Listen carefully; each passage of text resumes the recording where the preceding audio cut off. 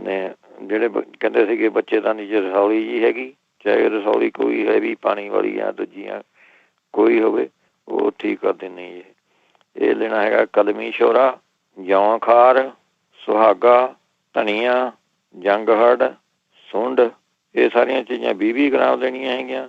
ਨਸ਼ਾਦਰ ਠਿਕੜੀ ਲੈਣਾ ਹੈਗਾ ਜੀ 10 ਗ੍ਰਾਮ। ਇਹ ਸਾਰੇ ਮਸਾਲਿਆਂ ਦੀਆਂ 20 ਪੁੜੀਆਂ ਬਣਾ ਲੈਣੀਆਂ ਤੁਸੀਂ ਅੰਦਾਜ਼ੇ ਨਾਲ। ਇੱਕ ਪੁੜੀ ਤੁਸੀਂ ਆਪਣੇ ਗਾਜਰਾਂ ਦੇ ਜੂਸ ਨਾਲ ਲੈਣੀ ਹੈਗੀ ਜੀ ਰੋਜ਼। ਅਤੇ ਦੂਸਰੀ ਦਵਾਈ ਇਹਦੇ ਨਾਲ ਲੈਣੀ ਹੈਗੀ ਤੁਸੀਂ ਕਚਨਾਰ ਗੁੱਗਲ ਦੀਆਂ ਗੋਲੀਆਂ ਅੱਬਲ ਮਿਲ ਜਾਊਗੀਆਂ ਇੱਥੇ ਸਟੋਰਾਂ 'ਚ, ਬਹੁਤ ਚਿਰ ਤੋਂ ਦੱਸਦਾ ਮੈਂ ਹੈਗਾ, ਨਹੀਂ ਤਾਂ ਐਮਾਜ਼ੋਨ ਤੋਂ ਮਿਲ ਜਾਂਦੀਆਂ ਹੈਗੀਆਂ ਜੀ। ਇਹ ਕਚਨਾਰ ਗੁੱਗਲ ਦੀਆਂ ਗੋਲੀਆਂ 2 ਗੋਲੀਆਂ ਸਵੇਰ ਨੂੰ, 2 ਸ਼ਾਮ ਨੂੰ ਅਤੇ 2 ਰਾਤ ਨੂੰ, ਇਹ ਖਾਣੀਆਂ ਹੈਗੀਆਂ। ਇਹਦੇ ਨਾਲ ਪੱਕੀ 100% ਗਰੰਟੀ ਹੈ ਜੀ। ਕਿਸੇ ਕਿਸਮ ਦੀ ਬੱਚੇ ਦਾ ਨੀਵੇਂ ਰਸੌਲੀ ਹੋਵੇ ਉਹ ਆਪਣੇ ਠੀਕ ਹੋ ਜਾਂਦੀ ਹੈ ਜੀ। ਜੇ ਨਹੀਂ ਗਾਜਰਾਂ ਦਾ ਜੂਸ ਸਾਨੂੰ ਚੰਗਾ ਲੱਗਦਾ ਤਾਂ ਤੁਸੀਂ ਪਾਈਨਐਪਲ ਦੇ ਜੂਸ ਨਾਲ ਵੀ ਲੈ ਸਕਦੇ ਹੈਗੇ ਨੇ। ਜਿਹੜੇ ਕਹਿੰਦੇ ਸੀਗੇ ਬੱਚੇਦਾਨੀ 'ਚ ਰਸੌਲੀ ਜੀ ਹੈਗੀ, ਚਾਹੇ ਰਸੌਲੀ ਕੋਈ ਹੈਵੀ ਪਾਣੀ ਵਾਲੀ ਜਾਂ ਦੂਜੀਆਂ ਕੋਈ ਹੋਵੇ, ਉਹ ਠੀਕ ਕਰ ਦਿੰਦੇ ਜੀ। ਇਹ ਲੈਣਾ ਹੈਗਾ ਕਲਮੀ ਸ਼ੋਰਾ, ਜੌਂ ਖਾਰ, ਸੁਹਾਗਾ, ਧਨੀਆ, ਜੰਗਹੜ, ਸੁੰਡ, ਇਹ ਸਾਰੀਆਂ ਚੀਜ਼ਾਂ 20-20 ਗ੍ਰਾਮ ਲੈਣੀਆਂ ਹੈਗੀਆਂ। ਨਸ਼ਾਦਰ ਠਿਕੜੀ ਲੈਣਾ ਹੈਗਾ ਜੀ 10 ਗ੍ਰਾਮ। ਇਹ ਸਾਰੇ ਮਸਾਲਿਆਂ ਦੀਆਂ 20 ਪੁੜੀਆਂ ਬਣਾ ਲੈਣੀਆਂ ਤੁਸੀਂ ਅੰਦਾਜ਼ੇ ਨਾਲ।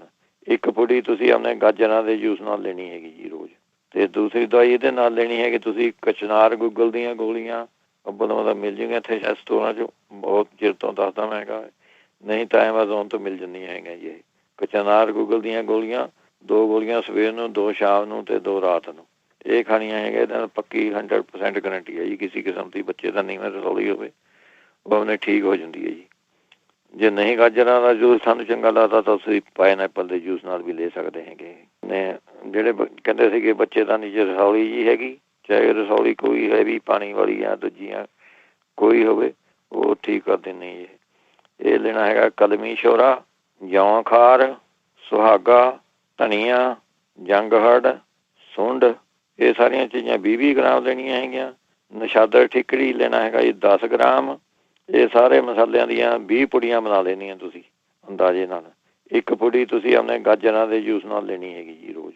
ਅਤੇ ਦੂਸਰੀ ਦਵਾਈ ਇਹਦੇ ਨਾਲ ਲੈਣੀ ਹੈਗੀ ਤੁਸੀਂ ਕਚਨਾਰ ਗੁੱਗਲ ਦੀਆਂ ਗੋਲੀਆਂ ਅੱਬਲ ਮਿਲ ਜਾਊਗੀਆਂ ਇੱਥੇ ਸਟੋਰਾਂ 'ਚ, ਬਹੁਤ ਚਿਰ ਤੋਂ ਦੱਸਦਾ ਮੈਂ ਹੈਗਾ, ਨਹੀਂ ਤਾਂ ਐਮਾਜ਼ੋਨ ਤੋਂ ਮਿਲ ਜਾਂਦੀਆਂ ਹੈਗੀਆਂ ਜੀ। ਇਹ ਕਚਨਾਰ ਗੁੱਗਲ ਦੀਆਂ ਗੋਲੀਆਂ 2 ਗੋਲੀਆਂ ਸਵੇਰ ਨੂੰ, 2 ਸ਼ਾਮ ਨੂੰ ਅਤੇ 2 ਰਾਤ ਨੂੰ, ਇਹ ਖਾਣੀਆਂ ਹੈਗੀਆਂ। ਇਹਦੇ ਨਾਲ ਪੱਕੀ 100% ਗਰੰਟੀ ਹੈ ਜੀ। ਕਿਸੇ ਕਿਸਮ ਦੀ ਬੱਚੇ ਦਾ ਨੀਵੇਂ ਰਸੌਲੀ ਹੋਵੇ ਉਹ ਆਪਣੇ ਠੀਕ ਹੋ ਜਾਂਦੀ ਹੈ ਜੀ।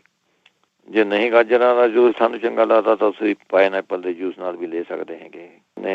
ਜਿਹੜੇ ਕਹਿੰਦੇ ਸੀਗੇ ਬੱਚੇਦਾਨੀ 'ਚ ਰਸੌਲੀ ਜੀ ਹੈਗੀ, ਚਾਹੇ ਰਸੌਲੀ ਕੋਈ ਹੈਵੀ ਪਾਣੀ ਵਾਲੀ ਜਾਂ ਦੂਜੀਆਂ ਕੋਈ ਹੋਵੇ, ਉਹ ਠੀਕ ਕਰ ਦਿੰਦੇ ਜੀ। ਇਹ ਲੈਣਾ ਹੈਗਾ ਕਲਮੀ ਸ਼ੋਰਾ, ਜੌਂ ਖਾਰ, ਸੁਹਾਗਾ, ਧਨੀਆ, ਜੰਗਹੜ, ਸੁੰਡ, ਇਹ ਸਾਰੀਆਂ ਚੀਜ਼ਾਂ 20-20 ਗ੍ਰਾਮ ਲੈਣੀਆਂ ਹੈਗੀਆਂ। ਨਸ਼ਾਦਰ ਠਿਕੜੀ ਲੈਣਾ ਹੈਗਾ ਜੀ 10 ਗ੍ਰਾਮ। ਇਹ ਸਾਰੇ ਮਸਾਲਿਆਂ ਦੀਆਂ 20 ਪੁੜੀਆਂ ਬਣਾ ਲੈਣੀਆਂ ਤੁਸੀਂ ਅੰਦਾਜ਼ੇ ਨਾਲ। ਇੱਕ ਪੁੜੀ ਤੁਸੀਂ ਆਪਣੇ ਗਾਜਰਾਂ ਦੇ ਜੂਸ ਨਾਲ ਲੈਣੀ ਹੈਗੀ ਜੀ ਰੋਜ਼। ਅਤੇ ਦੂਸਰੀ ਦਵਾਈ ਇਹਦੇ ਨਾਲ ਲੈਣੀ ਹੈਗੀ ਤੁਸੀਂ ਕਚਨਾਰ ਗੁੱਗਲ ਦੀਆਂ ਗੋਲੀਆਂ ਅੱਬਲ ਮਿਲ ਜਾਊਗੀਆਂ ਇੱਥੇ ਸਟੋਰਾਂ 'ਚ, ਬਹੁਤ ਚਿਰ ਤੋਂ ਦੱਸਦਾ ਮੈਂ ਹੈਗਾ, ਨਹੀਂ ਤਾਂ ਐਮਾਜ਼ੋਨ ਤੋਂ ਮਿਲ ਜਾਂਦੀਆਂ ਹੈਗੀਆਂ ਜੀ। ਇਹ ਕਚਨਾਰ ਗੁੱਗਲ ਦੀਆਂ ਗੋਲੀਆਂ 2 ਗੋਲੀਆਂ ਸਵੇਰ ਨੂੰ, 2 ਸ਼ਾਮ ਨੂੰ ਅਤੇ 2 ਰਾਤ ਨੂੰ, ਇਹ ਖਾਣੀਆਂ ਹੈਗੀਆਂ। ਇਹਦੇ ਨਾਲ ਪੱਕੀ 100% ਗਰੰਟੀ ਹੈ ਜੀ। ਕਿਸੇ ਕਿਸਮ ਦੀ ਬੱਚੇ ਦਾ ਨੀਵੇਂ ਰਸੌਲੀ ਹੋਵੇ ਉਹ ਆਪਣੇ ਠੀਕ ਹੋ ਜਾਂਦੀ ਹੈ ਜੀ। ਜੇ ਨਹੀਂ ਗਾਜਰਾਂ ਦਾ ਜੂਸ ਸਾਨੂੰ ਚੰਗਾ ਲੱਗਦਾ ਤਾਂ ਤੁਸੀਂ ਪਾਈਨਐਪਲ ਦੇ ਜੂਸ ਨਾਲ ਵੀ ਲੈ ਸਕਦੇ ਹੈਗੇ